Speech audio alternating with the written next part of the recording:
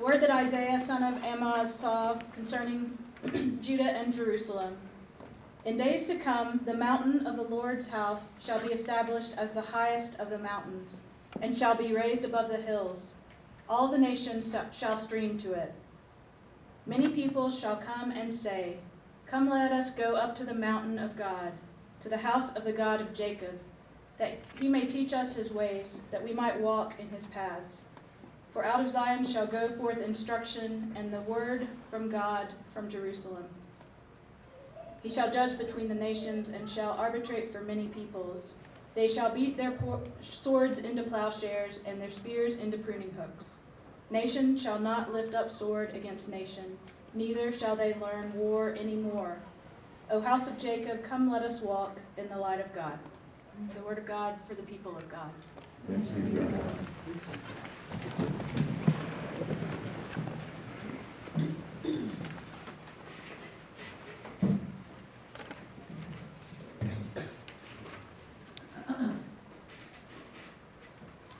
There's a quote by John Muir that was taken from a letter that he wrote to his sister.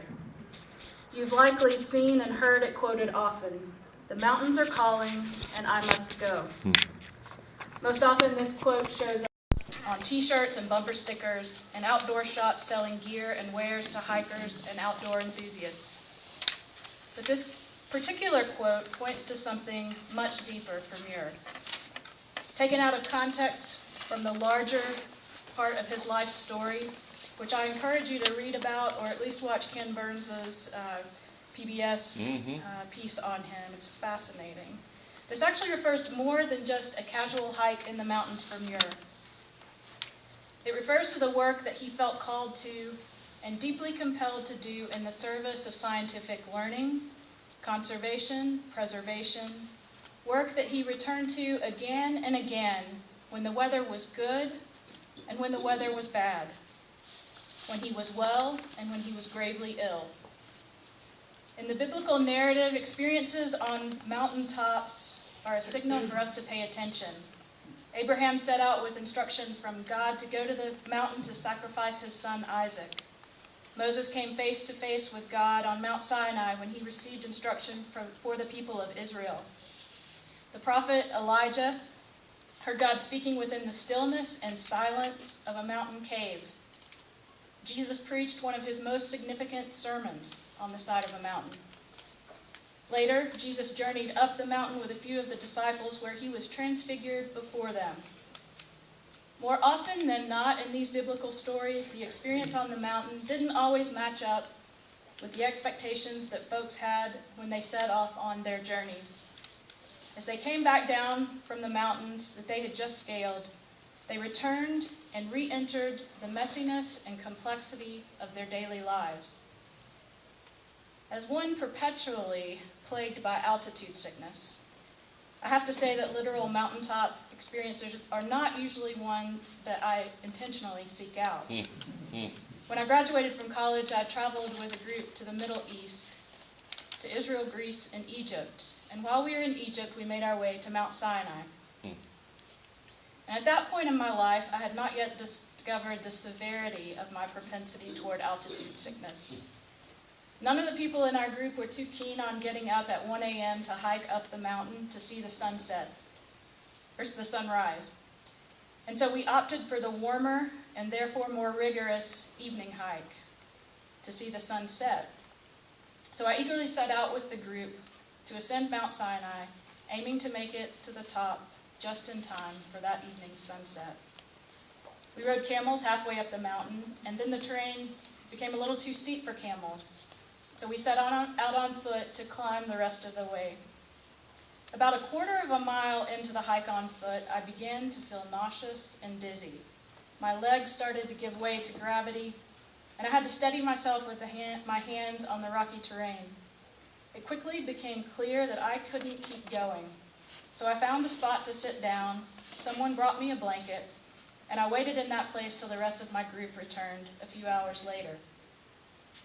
Even after my group rejoined me halfway down the mountain after they had taken in the sunset at the summit, I couldn't stand up without my knees buckling beneath me. The way that I made it down the mountain was by putting my arms around the shoulders of two of my traveling companions and leaning on them to steady myself as we slowly descended the mountain in the dark. Eventually, the unevenness of the terrain and my dizziness made it impossible to continue walking in that way. And before I knew it, or could even process what was happening, one of our guides, a young Bedouin man, bent down, scooped me up onto his back, and carried me the rest of the way down the mountain. My goodness. We often speak of going to the mountains, whether we make it to the top or not, as spiritual experiences. We know something of the spiritual and physical highs that are experienced as we aim to ascend and eventually descend mountains. Sometimes we seek those experiences out, and sometimes I think those experiences seek us. However they happen, when we go to the mountaintops, some of us, like the disciples, want to just camp out there, to remain in the place where we have experienced something beyond ourselves, something that we are likely not to be able to explain when we come down from that particular place, where our words will fail us, and where the words that we do manage to put together will fall so markedly short of the experience itself. And some of us, and I would put my experience at the top, or not quite at the top of Mount Sinai, in this category. Sometimes some of us can't wait to get off that mountain, and we might not want to speak of it to anyone anytime soon. Even if we do have the words to describe the experience, we may not want to talk about it. In fact, I haven't recounted this particular experience to many people, partly because it felt like a huge failure on my part for not making it up to the top of the mountain with the rest of my group, and partly because the kindness and grace that I received from my traveling companions and the Bedouin man who carried me down the mountain was more than I knew how to receive at the time. And if I'm honest, it still may be more than I know how to receive, which is probably the reason I find myself coming back to this mountain again and again. I'm still learning what the mountain, my traveling companions, and that young man taught me nearly 20 years ago. Whether we acknowledge it or not, mountains do invite us to come and learn, to consider something that we haven't seen before in quite the same way. For some, mountains might be seen or experienced as places of escape or retreat. But more often than not, they are an invitation to go more deeply within ourselves, testing our limits and creating a space where we might learn to depend on something more than we could ever be on our own. Sometimes the lessons we learn on the mountains, whether it's what we went there intending to learn or not, have a way of pointing us toward that which is out beyond what we imagined possible up to that point, toward that which, if given a choice, we might actually try to avoid at all costs. And this might be at least part of the reason that the mountains, whatever form they take in our lives, keep calling us back. In our text today from the second chapter of Isaiah, God offers a vision of hope in the midst of several chapters that swing on a pendulum between divine judgment and hope. Isaiah tells us that a mountain will be raised up higher than any other mountain, Zion in the midst of the city of Jerusalem, to which people from every nation will stream, to be taught the ways of God and to learn how to walk in the path of God, where swords and spears will be beaten into plowshares and pruning hooks, where war will be studied no more. In a time filled with despair and uncertainty, it seems just as hard for us to imagine Isaiah's words being possible or true as it was for the people who originally heard them. Figuring out how to have hope, or even imagine what hope could look like in the midst of despair, grief, and uncertainty can feel like a futile endeavor, wishful thinking, mere pipe dreams. Even today, Isaiah's words mostly still land in the sphere of not quite yet, and sometimes leave us wondering, will we ever truly know this kind of world? The reality is that the mountain that Isaiah describes does not physically tower above other mountains surrounding it. Couched in images of theological geography, Isaiah describes this place where God resides in the heart of Jerusalem. There is an anticipation of, a hope that the ways of God will be made known to all people, and that from every nation, people will stream toward the word of good news that God sends forth from this holy city. that people will seek out the wisdom springing forth from this mountain, seeking to be taught how to walk in the path of God. It will be elevated in a way that draws people to it. God wants to teach us a new way, a new path. It's a path that invited the people of Israel toward an act of faith, toward a concrete response to what they had not yet known or seen themselves. As the empire surrounded them and as the practices and values of the wider culture allured them, the instinct was to adopt the ways of the empire and culture, to buckle down, to gather up weapons, and to secure and protect themselves against all that threatened them. But God is inviting people to consider a counterintuitive response and a way of life that does not compute in the face of imperial powers and principalities. The people are invited to learn a new way of being in the world. The people are invited to come to the mountain to be taught how to live in the hope of new life, rather than be destroyed in the fear and death that accompany buying into the systems of power and war and profit. Spears and swords are tools of power, destruction, war, and death. Plowshares and pruning hooks are tools for planting and trimming, tools that embody anticipation of new life, growth, and abundance that springs from the earth. To turn the tools of war and death into the tools of life and growth in the face of uncertainty and challenge would take a tremendous act of strength, will, determination, and courage. To beat swords into plowshares and spears into pruning hooks would be an embodied act of faith that would enable the people to place at the very center of their actions a hope in something that to their knowledge and experience has not yet been fully realized. It would be an embodied act of resistance, an act that without a doubt would solidly place people's allegiances squarely behind something that they had never seen before. It would be a risk, but as we hear echoed throughout Scripture and the larger history of the world, it would be a risk worth taking. They would be placing their bets upon a force more powerful than the powers and principalities of this world ever could be. We have seen this quiet but powerful force embodied in movements around the world, where people have refused to continue playing by the rules governed by power and war, that end in death and destruction, that perpetuate the forces of fear and violence. We have seen it in the civil rights movement in our own country, when Rosa Parks refused to move to the back of the bus, when marchers crossed the Edmund Pettus Bridge, and when Martin Luther King Jr. proclaimed his dream from the steps of the Washington Monument. We have seen it in the movement against apartheid in South Africa and in the Truth and Reconciliation Commission that followed. We see it now in the Black Lives Matter movement, actively intervening in a world where Black lives are systematically and intentionally targeted with violence. But before our eyes, acts of death and destruction unfold in every single moment. And it's quite easy for these acts to become the loudest voices, clamoring for our attention, convincing us without a great deal of effort that fear and despair are the final and most powerful words. These voices can so easily convince us to give up before we even get started. Diana Butler-Bass, in her new book, Grounded, states that there are far too many reasons to believe that human history is tipped toward destruction. Hope is at a premium, but the supply is perilously short. Fear is both cheap and plentiful. So do we listen to those loud voices that scream at us relentlessly, trying to convince us that hopes and dreams for the future are futile?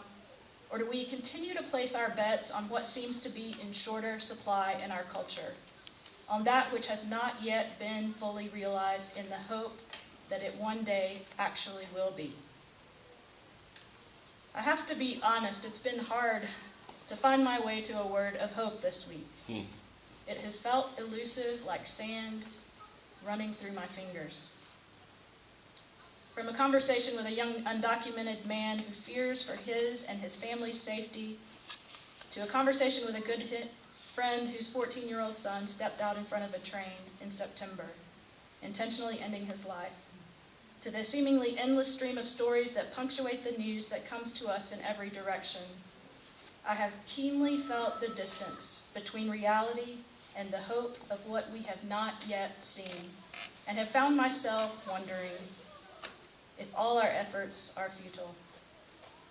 But I keep reminding myself of the countless acts of goodness and hope and courage embodied in people who have held out hope in the face of fear and despair, who have kept returning to this mountain of which the prophet Isaiah speaks, to learn again and again how to keep relentlessly beating our swords and spears into plowshares and pruning hooks. I have to keep reminding myself of these stories that we don't hear often enough. The irony is, the very places where I witnessed such deep despair this past week are actually the same places where I have had brief glimpses of the deepest hope imaginable. Hope was palpable in the young undocumented man who finds ways to daily support, care for, and be present with his family while continuing to pursue his own goals and dream of finishing college, both of which are intimately tied to his family's well-being. Hope was palpable in the countless ways that my friend engages in and faces the unrelenting despair and grief of a parent who has lost a child, while continuing to envision a future filled with possibility and dreams, even though that future looks so drastically different than he ever imagined it would be. When I personally find myself in that place of deep despair, I often think of this quote from Anne Frank. It's really a wonder that I haven't dropped all of my ideals, because they seem so absurd and impossible to carry out. Yet I keep them, because in spite of everything, I still believe that people are really good at heart. When I came across this quote in a journal entry I'd written more than 20 years ago, it occurred to me that Anne Frank could be channeling God's deepest hopes and beliefs for who we can become. Maybe God really does believe that we can do this.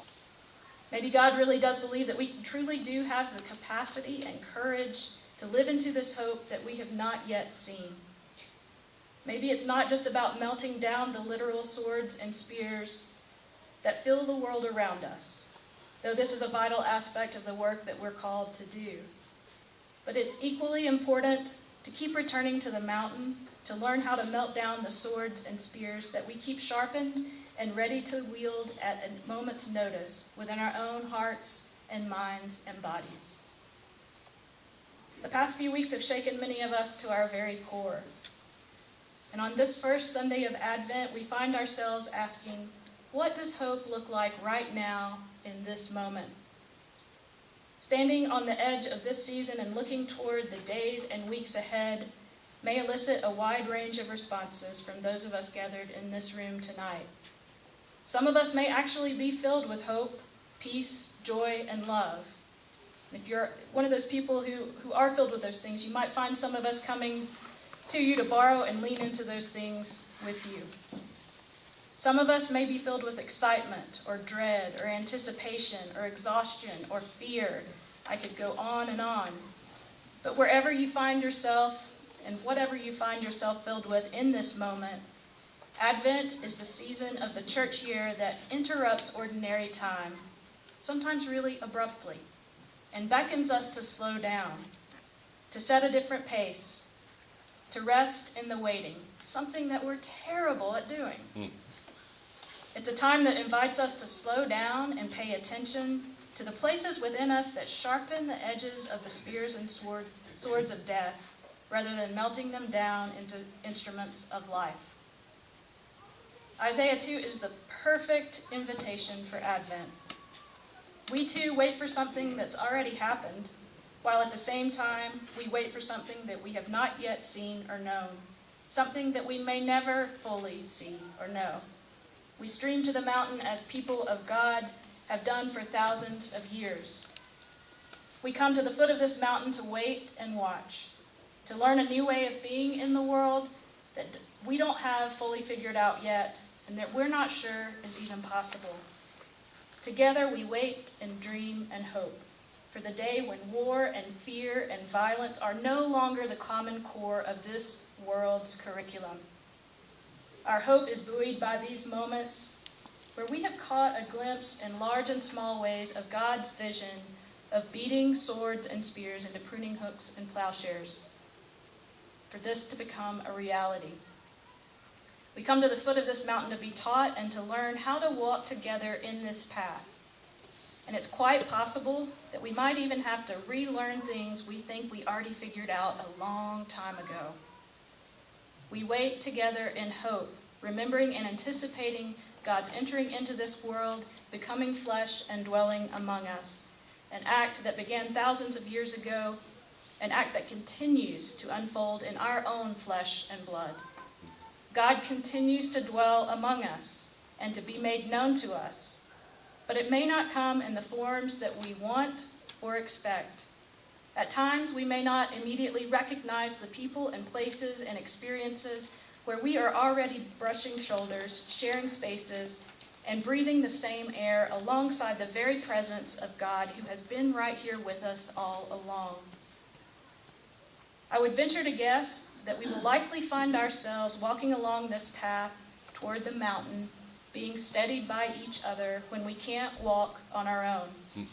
And from time to time, we may even find ourselves scooped up and carried along by a mercy and grace that we didn't even know we needed and that we have no idea how we ever lived without. Amen. Amen.